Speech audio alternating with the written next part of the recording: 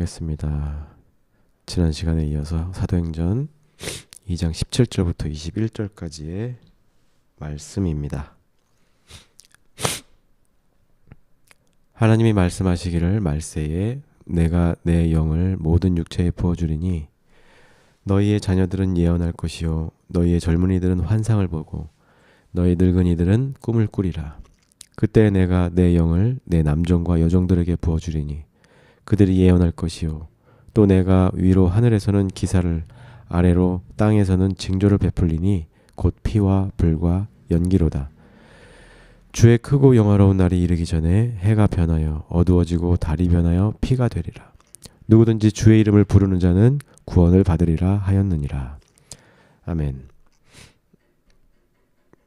네, 오늘은 말세의 징조라는 제목으로 함께 나누도록 하겠습니다. 말세 하니까 조금 무섭죠? 어디서 이렇게 딸깍딸깍 소리가 나네.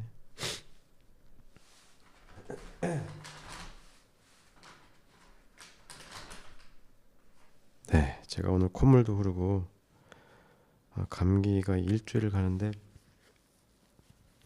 나아지는 듯 하다가 또 조금씩 아프다가 훌쩍거려도 이해해 주시기 바랍니다. 속에 이걸 입고 있었는데 추워서 입고 있었는데 그냥 입고 하겠습니다. 원래 오늘 추수감사절이에요. 그런데 따로 추수감사절 절기를 지키지는 않습니다. 이건 미국 전승의 전통이고 사실 성경에 뭐 추수감사절 절기가 있는 것도 아니고 해서 예전에 어느 교회에서 추수감사절 하지 말자 했다가 이 하루 들어오는 헌금이 얼만데 그 말도 안 되는 소리를 하냐 이렇게 핍박을 받았던 기억이 납니다. 아무튼 추수감사절이긴 하니까 여러분들 감사하는 마음 가지고 이번 주간 한번 지냈으면 좋겠어요. 아무튼 오늘도 지난주에 이어서 사도행전의 말씀을 계속 나눕니다. 오늘 본문도 워낙 유명한 말이라서 여러분들 다 기억하실 거예요. 네, 이게 뭐 어떤 찬양 가사에도 들어가 있고 여기에 이제 말세라는 개념이 나오죠. 네, 오늘 이 말세의 의미를 한번 생각해 보려고 합니다.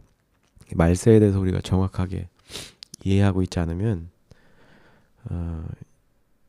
이 말세 가지고 어떤 잘못된 교리나 이단의 어떤 교리에 현혹될 수가 있다는 사실을 먼저 기억했으면 좋겠어요. 우리가 흔히 말세라고 하면 역사의 끝을 생각을 하죠. 시간의 끝을 이야기하기도 하고요. 물론 우리가 생각하는 그 끝은 분명히 있을 겁니다. 이 지구에도 언젠간 종말이 오겠죠. 왜냐하면 이 우주는 여전히 살아서 역동적으로 움직이고 이 별도 생겼다가 없어지는 것을 반복하는 거 보면 지구, 태양계도 언젠가는 그 수명이 다할 수 있다. 충분히 그런 개연성이 있다라고 우리가 추측해 볼 수 있을 겁니다. 그런데 모르겠어요. 우주 전체가 뭐 없어지는 일은 없을 것 같다는 생각은 들어요. 모르죠. 근데 우주의 크기를 우리가 가늠할 수는 없지만 그 크기에 비례해서 우리의 이 작은 몸뚱아리는 정말 먼지도 안 되는 거잖아요. 그런데 우주에 끝이 없다고 가정했을 때 그 끝없는 우주 가운데 이 우주, 태양계, 아니 우리가 볼 수 있는 별들까지만 한정하더라도 그것도 어떻게 보면 티끌에 지나지 않을 수 있는 거거든요. 이 티끌이 어떻게 변할지는 아무도 모르는 거예요. 그래서 뭐 눈앞에 있는 것만 보더라도 지금 지구의 기후가 급변하고 있고 또 가속화되고 있죠. 기후 위기가 눈앞에 닿아 있습니다. 지금 최근 몇 년간에는 특히나 더 갑자기 폭염이라든지 아니면 폭우라든지 해서 홍수 이런 일들이 많이 벌어지고 있어요. 예전에는 관측할 수 없었던 그런 기상 관측도 우리가 뉴스를 통해서 접할 수 있고요. 이런 상태로라면 어쩌면 지구의 종말 정도는 우리 살아생전이나 아니면 우리 다음 세대 정도에서도 경험할 수도 있지 않을까. 네. 생각은 해보지만 모르겠습니다. 또 우리가 어떻게 노력하느냐에 따라서 달라지겠죠. 아무튼 그런 의미에서의 종말, 말세가 아니라 성경에서 얘기하는 종말은 예수님이 다시 오시는 그 때를 이야기하는 겁니다. 그래서 이거는 미래의 일이고 아직은 우리가 예측할 수도 없고 경험할 수도 없는, 경험해 본 적 없는 그런 일이다라는 것을 먼저 우리가 기억해 볼 필요가 있습니다. 아무도 경험해 보지 못했기 때문에 그 말세가 정확히 어떤 것이고 그 말세에 우리가 뭘 어떻게 해야 되는지에 대해서 함부로 이야기하고 정의 내리기가 쉽지가 않죠. 만약에 이 말세, 종말, 예수님의 재림만 강조하면서 당장 막 헌금 내라 뭐 이렇게 겁박하는 교회가 있다면 빨리 그 교회를 떠나시기를 권면합니다. 대부분의 이단이 이런 모호한 미지의 세계에 가지고 모호한 단어를 가지고 그런 미지의 세계의 관념을 끌어다가 우리에게 혼돈을 주고 또 뒤통수를 때리는 일들이 많이 있죠. 우리가 주의해야 할 부분입니다. 오늘 본문을 살펴보면 말세에 하나님이 내 영을 모든 육체에 부어줄 것이다. 이렇게 말하고 있어요. 그러면 자녀들이 예언도 하고 젊은이들은 환상도 보고 늙은이들은 꿈을 꿀 것이다. 이렇게 쓰여 있습니다. 예. 이걸 보고 이제 되지도 않는 예언이라고 말세라고 얘기하면서 자기가 예언을 받았다 이렇게 얘기하는 사람들이 간혹 있어요. 그렇게 현혹하는 사람들이 참 많죠. 지금도. 지금이 말세인데 하나님의 영이 내게 임했다. 그래서 지금 그 영으로 내가 예언의 말을 전한다. 이런 뻔한 수법입니다. 물론 거기까지는 맞을 수는 있어요. 근데 그 다음에 이제 뭐 교회에 헌신해라, 헌금해라, 전 재산을 갖다 바쳐라, 가족을 버리더라도 주님을 택해라, 뭐 이런 극단적인 이야기를 한다면 100% 이단이다. 이렇게 하면 됩니다. 그래서 예언이 무엇이냐 먼저 살펴볼게요. 옛날에 구약시대에 예언자들, 선지자들 많이 있었죠. 네, 여러분들이 아는 뭐 예레미야 선지자, 호세아, 또 갑자기 이름들이 생각이 안 나네요. 여러 예언자들, 선지자들이 있었어요. 이 사람들이 이야기하는 게 다 예언이었어요. 이 예언이라고 하는 거는 미지의 어떤 시간에 대한 미리 보기, 썸네일 뭐 이런 걸 끌어다가 이야기하는 게 예언이 아니라는 거예요. 쉽게 얘기하면 점쟁이처럼 내일 일어날 일, 내년에 일어날 일에 대해서 예측이 아니라 이렇게 뭐 환상 같은 걸 봐서 이렇다 저렇다 누가 사업이 잘 된다, 안 된다, 죽는다, 산다, 결혼한다, 어쩐다 뭐 이런 게 예언이 아니라는 것이죠. 성경에서 나오는 제가 뭘 잘못 누른 것 같아요. 미안합니다. 네.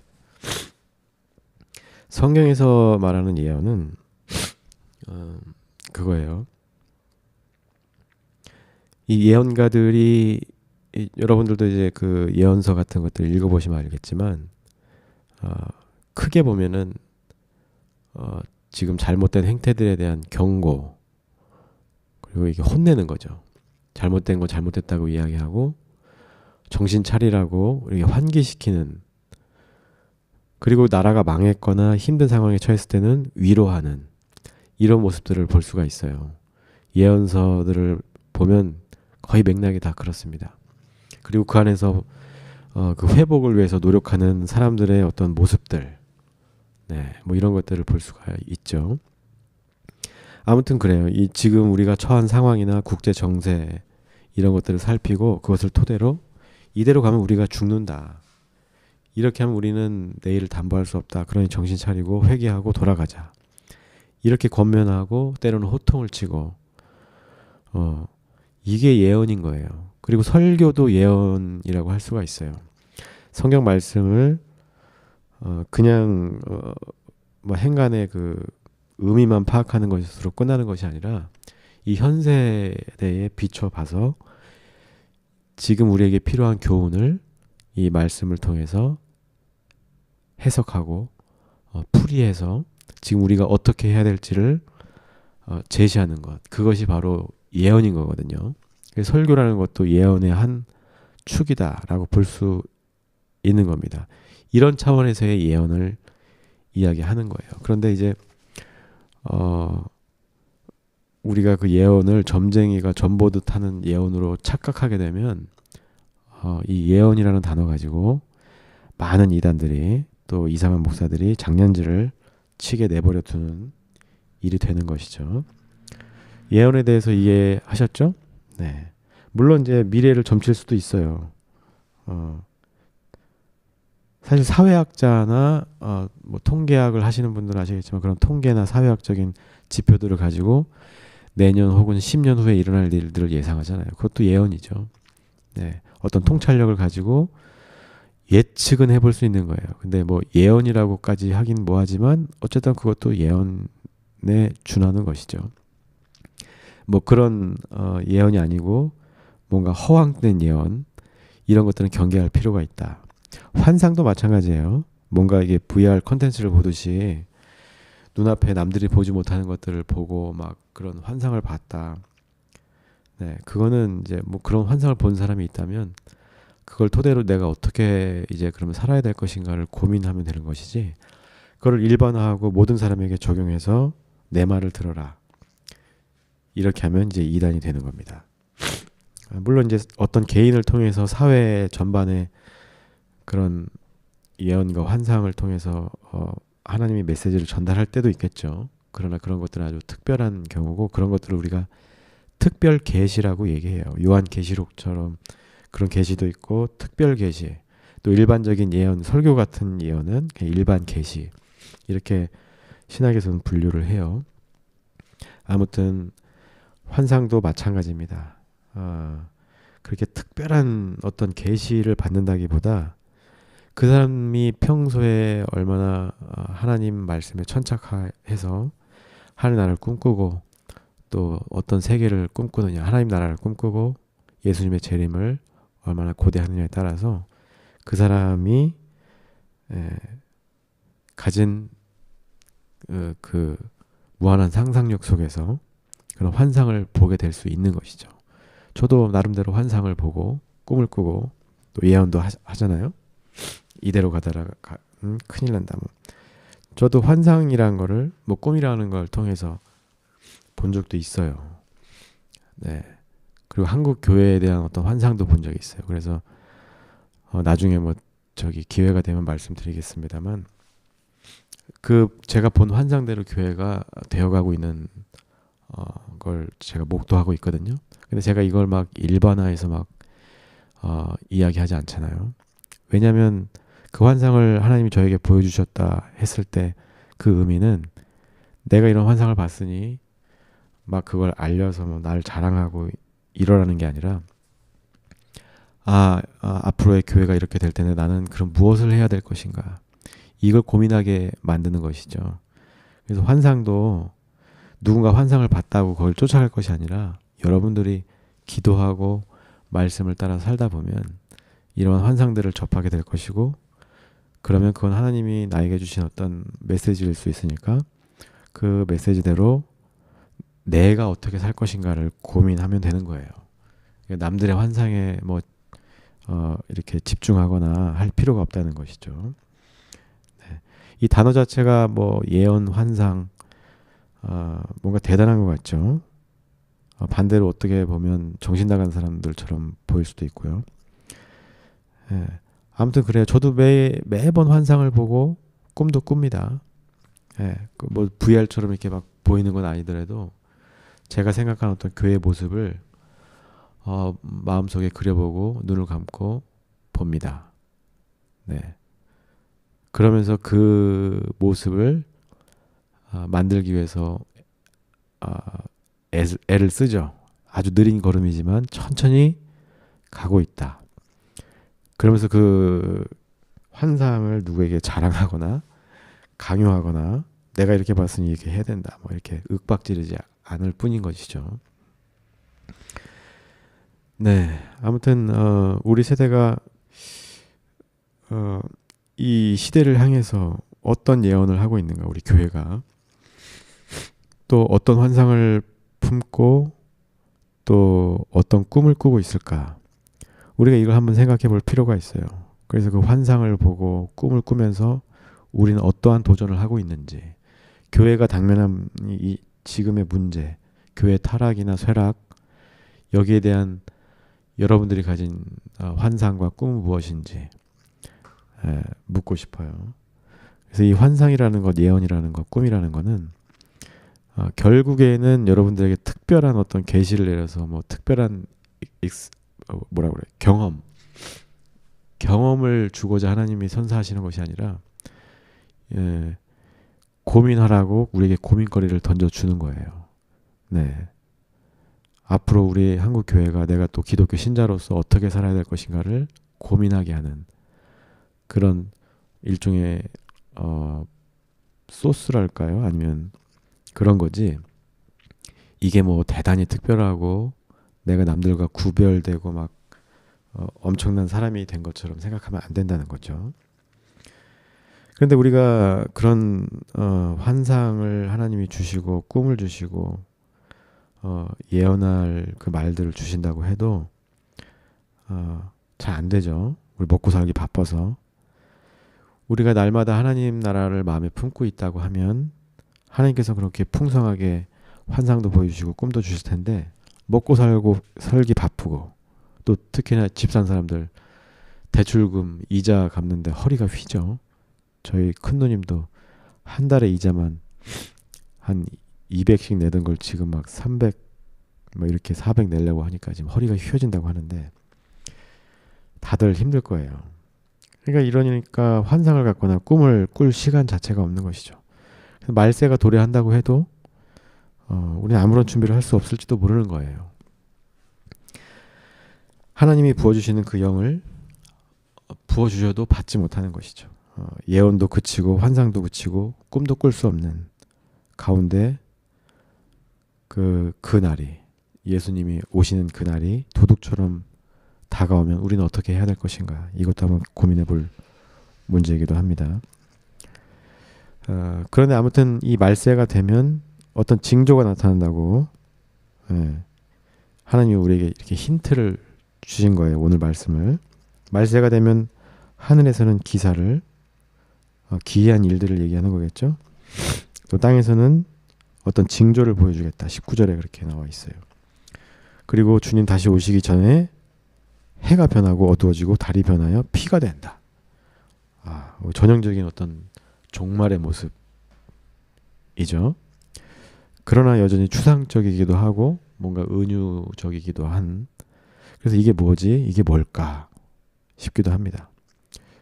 네, 저도 이게 뭔 소리인지 잘 모르겠어요. 이게 뭘 의미하는지 뭐 따지고 들자면 다 단어 하나하나의 의미를 담을 수 있겠죠. 그런데 그런 걸 차치하고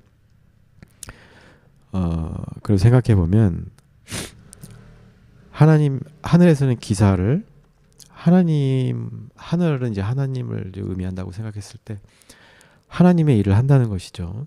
하나님의 일을 하는 것. 우리가 납득할 수 없는 일이라고 할지라도 하나님이 그런 기사들을 통해서 묘한 일들을 우리에게 베풀어 주실 것이다. 그리고 땅에서 어떤 징조를 보여주는데 뭐 피와 피가 아니고 이제 뭐 해가 변하고 어두워지고 달이 빨개지고 뭐 이런 것들을 통해서 추상적이고 은유적이어서 이걸 하나하나 피, 불, 연기 뭐 이런 거를 따로따로 해서 뭐 하나하나의 의미를 부여하기보다 전체적으로 보면 가장 흡사한 모습이 기후변화와 전쟁이 아닌가 싶어요. 그래서 아마 그런 것들이 연상이 될 수도 있을 겁니다. 근데 이제 한 가지 문제는 그거예요. 이 자연재해, 지진이나 해일이나 태풍, 허리케인, 화산 폭발,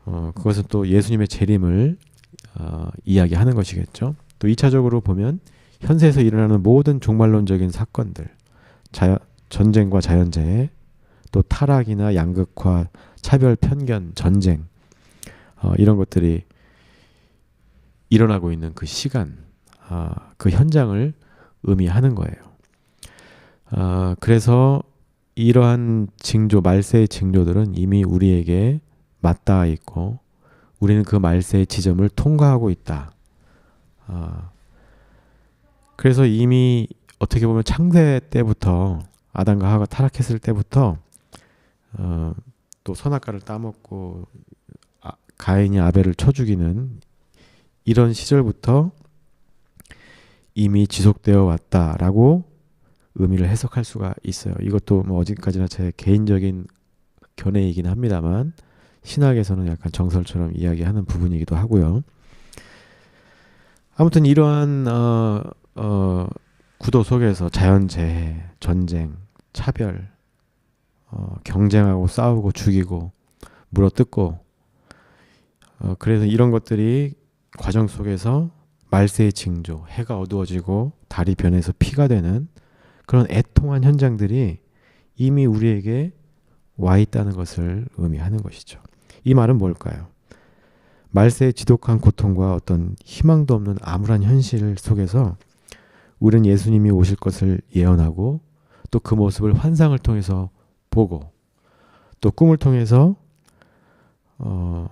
그러한 현실 속에서 우리가 할 수 있는 것들 또 우리가 가질 수 있는 희망을 이야기하는 것. 그 꿈을 꾸면서 예수님을 목 놓아 기다리는 그 순간이 바로 이 우리가 서 있는 말세의 이 현장, 이 시간이라는 것이죠. 너무 어렵죠? 근데 이게 제가 순서대로 이렇게 말씀을 하다 보니까 좀 어려운 주제인데 제가 쉽게 풀었어야 되는데 지금 원고를 보면서 이야기하다 보니까 좀 어렵네요.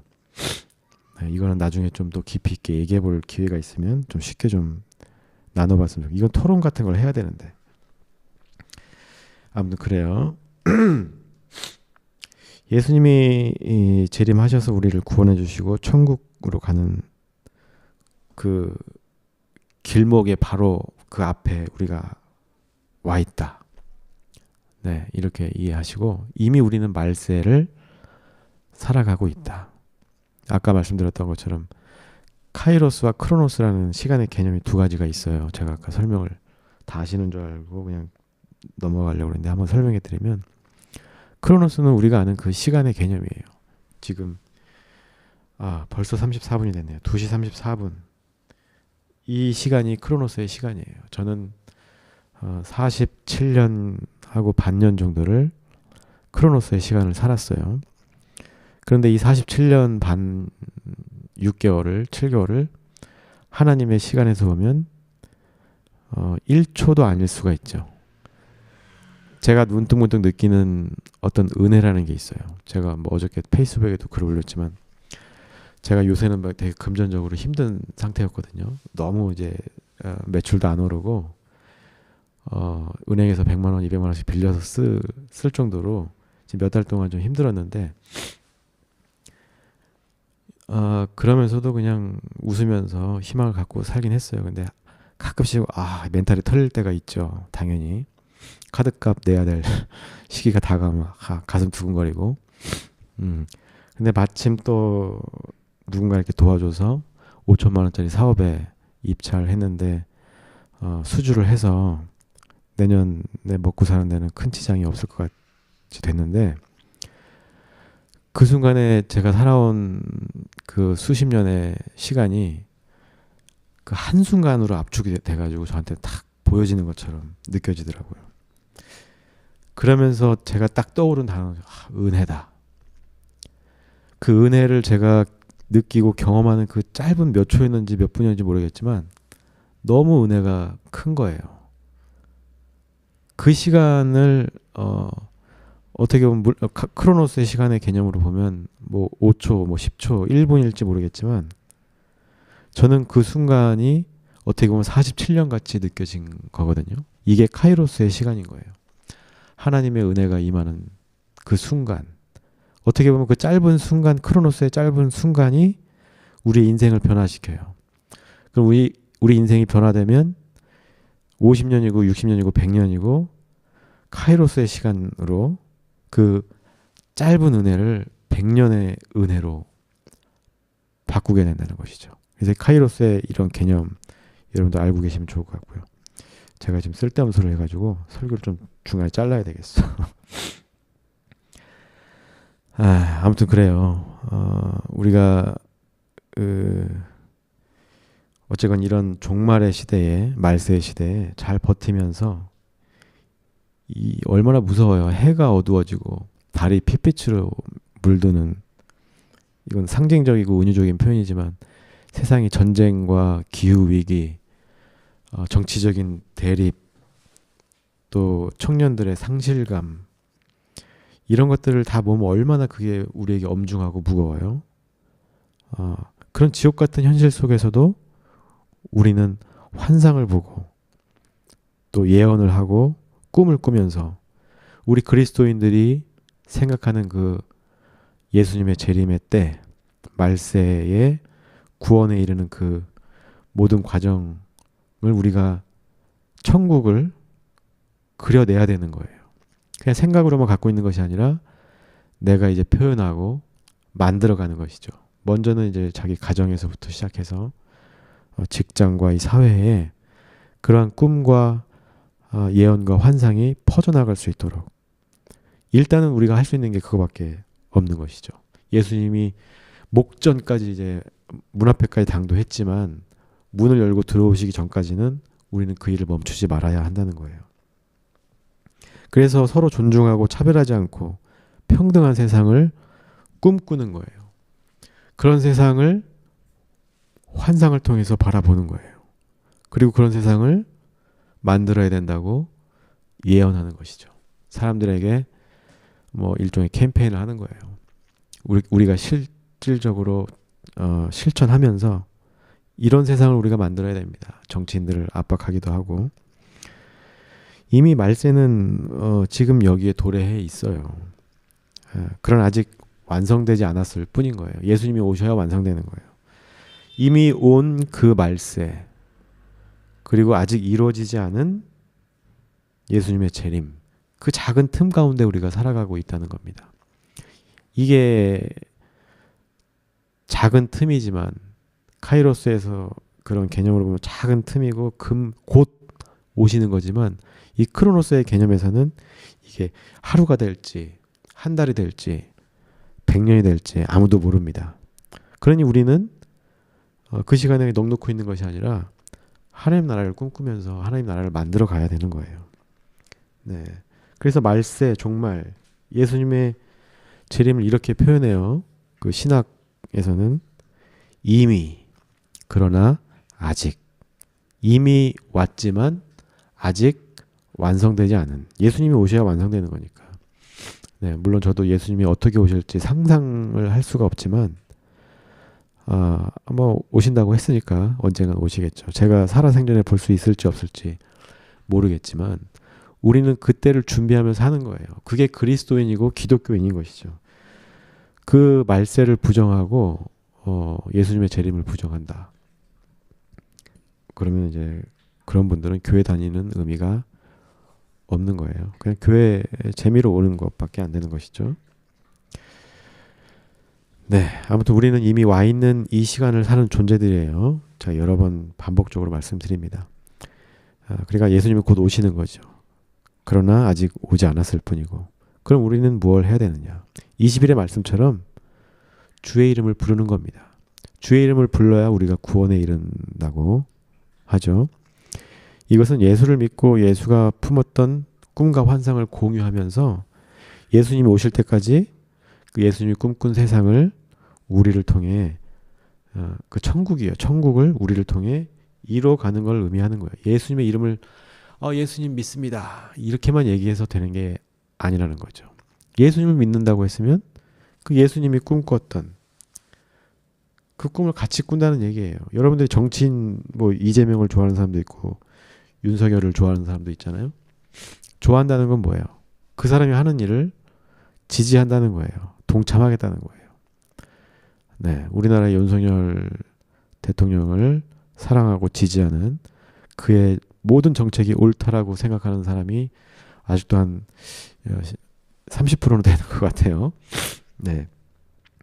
아무튼 뭐 그럴 수 있다고 봅니다. 그 사람들이 이상한 게 아니라 뭐 어떤 이유가 됐든 그 사람들의 뜻은 존중받아 마땅하죠. 아무튼 그래요. 우리가 예수님을 믿는다. 예수님을 좋아한다. 사랑한다 하는 것은 예수님이 하신 일들을 다 인정하고 지지하고 나도 그 예수님의 삶에 동참하겠다는 의미잖아요. 그러면 이미 와 있는 이 종말, 말세 시간에 아직 완성되지 않은 미래를 준비하는 거. 그것은 우리가 예수님처럼 살아가는 거. 그거밖에 없다는 거예요.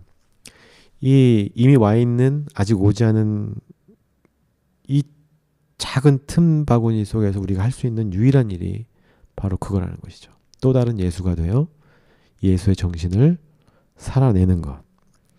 그것이 우리의 일이고 우리는 그 일을 우리 일을 하면 된다. 그러니까 여러분들 말세를 준비한다고 할 때 막 먹을 걸 사다 놓는다든지 막 선행을 많이 베풀어 가지고 막 한다 기계적으로 막 그렇게 애쓰라는 이야기가 아니에요. 네. 우리가 좀 더 예수님의 마음을 더 알아야 되고 배워야 되고 정말 예수님이 어떻게 살았는지 또 어떻게 살아야 할지 우리가 어떻게 살아야 할지 고민하는 것이죠. 그리고 하나씩 늦어도 좋아요. 천천히 실천해 가는 것. 그것이 바로 말세를 살아가는 그리스도인들의 올바른 태도이다. 이렇게 말씀드릴 수 있습니다. 그러니까 아직 완성되지 않은 이 하나님 나라 종말을 우리가 함부로 이야기하고 그 종말을 통해서 막 겁을 주고 사람들을 막 겁박하는 이러한 일들은 적어도 하지 말아야 되는 거예요. 네, 곧 오십니다. 곧 오시긴 하는데 곧 온다고 해서 우리의 삶의 변화가 일어나는 건 없어요. 그냥 우리는 우리의 일을 하고 그리스도인으로서 다만 예수님의 마음을 좀 더 닮아가는 거. 그리고 예수님의 삶을 따라 사는 거. 이게 필요하다는 겁니다. 아무튼 그래요. 쉽게 정리를 해볼게요. 예수님이 곧 오시니까 그게 하루가 될지 100년이 될지는 모르겠습니다만 우리는 예수님 뜻대로 곧 임할 그 하나님 나라를 예언하고 그리고 또 그 나라를 꿈꾸면서 환상을 가지고 살아야 돼요.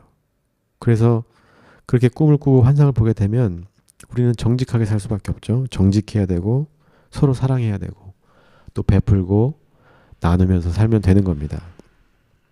그것이 이미 임한 종말의 시간을 사는 우리들의 유일한 의무라는 것을 꼭 기억했으면 좋겠어요. 이것을 잊어버리면 우리는 종말이 왔을 때 주의 이름을 부르기도 전에 불에 타 죽을지도 모릅니다. 이런 얘기도 조심해야 돼요. 그때 뭐 불에 타 죽는지 아닌지 아무도 알 수가 없어요.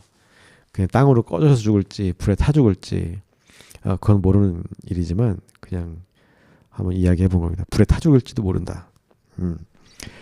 기억하시기 바랍니다. 말세는 이미 시작됐고 그렇다고 겁내거나 두려워할 필요도 없어요.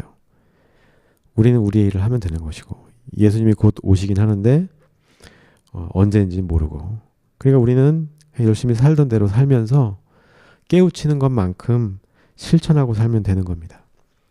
또 늘 우리가 기도하고 하나님 말씀 묵상하고 또 우리 원전도사 설교도 잘 들으면서 가끔 헛소리도 하겠지만 다 받아들이라는 건 아니에요. 아닌 건 아니라고 이야기하면 좋아요. 같이 토론도 하고 그렇게 해서 서로 보정해 나가는 것이죠. 그러면서 하나님 나라를 점점 상상하고 환상을 보고 다가가는 거예요. 그러면서 틈틈이 일도 하고 가정도 돌보고 내가 처한 곳에서 하나님 나라를 천국을 한번 만들어보는 시도도 해보고 그렇게 살면 되는 겁니다. 그것이 주의 이름을 부르는 것이죠. 단순히 입으로만 주여 주여 한다고 해서 구원받을 게 아니라는 겁니다. 아무튼 이렇게 주님의 이름을 부르는 사람들은 구원을 받고 또 이 틈바구니 속에서 이 살아가는 인생 속에서 하나님이 주시는 만족과 기쁨과 복을 얻게 된다. 이 사실만 기억했으면 좋겠습니다. 어렵게 제가 말씀드렸지만 마지막은 쉽죠? 네. 여기까지 하겠습니다. 네. 오늘 괜시리 어려운 주제를 어쩔 수가 없어요. 제가 지금 사도행전을 쭉 하고 있어서 한번 거쳐가야 될 이야기이기 때문에 한번 이야기해봤습니다. 아무튼 이미 그러나 아직 이 단어만 기억해 주시면 될 것 같아요. 기도하겠습니다.